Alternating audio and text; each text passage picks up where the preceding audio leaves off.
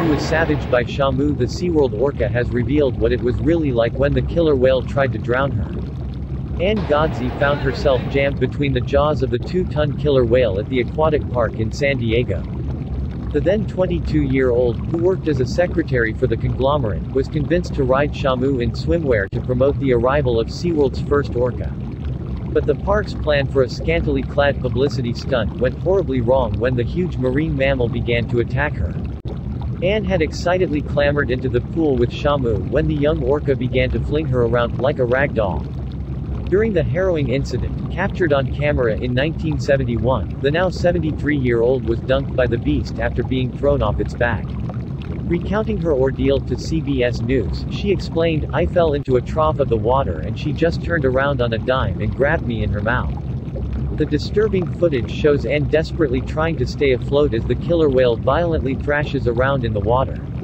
She continued, "I was basically sitting on her bottom jaw with the teeth on my thighs. I was hanging onto the top of her head." As she fought for breath, the former SeaWorld employee was repeatedly pulled to the depths by Shamu, who kept a relentless grip on her leg. Anne said, "I was so afraid I was going to drown. She would dive and go down and I didn't know how long she would be down there." The brave bikini-clad worker struggled to break free from Shamu's grasp as her horrified colleagues watched on helplessly. But the survivor eventually managed to grab hold of a long pole one of the workers had extended to her, before frantically dragging herself towards the edge of the pool. Anne then clung onto the wall for dear life while employees played a dangerous game of tug-of-war with her leg that was still stuck in Shamu's mouth. She was eventually dragged to safety after the terrifying attack over 50 years ago, and miraculously lived to tell the tale. The 73-year-old added, "There was a lot of blood. But there was no pain, the water was cold and I was in shock for quite a while." Anne needed around 200 stitches to close up the countless cuts and puncture wounds she had sustained while trapped in the orca's jaws. In the wake of the haunting incident, she discovered that Shamu had never been straddled by a female, or ridden without someone wearing a wetsuit. She was left dealing with a lot of anger, and hoped that her traumatic experience had served as a warning for SeaWorld. Shamu died just 4 months after attacking Anne, but her spot in the show was quickly replaced by other captured orcas. SeaWorld went on to trademark the name Shamu to use for other performing killer whales, many of which endured a similar tragic life.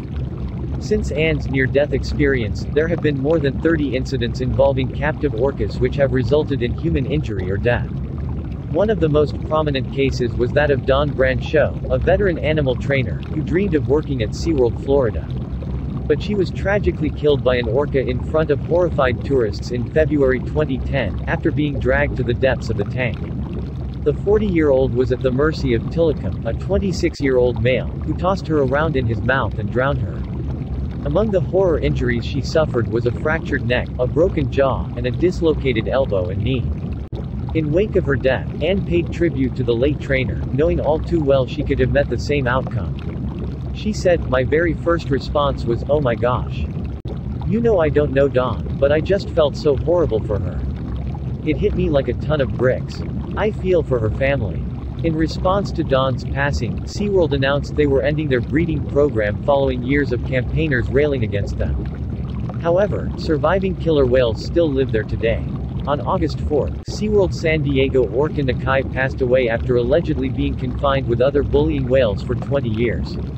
Shocking footage of the animals attacking each other at the aquatic park then emerged, sparking further calls from animal rights groups for the firm to be reprimanded.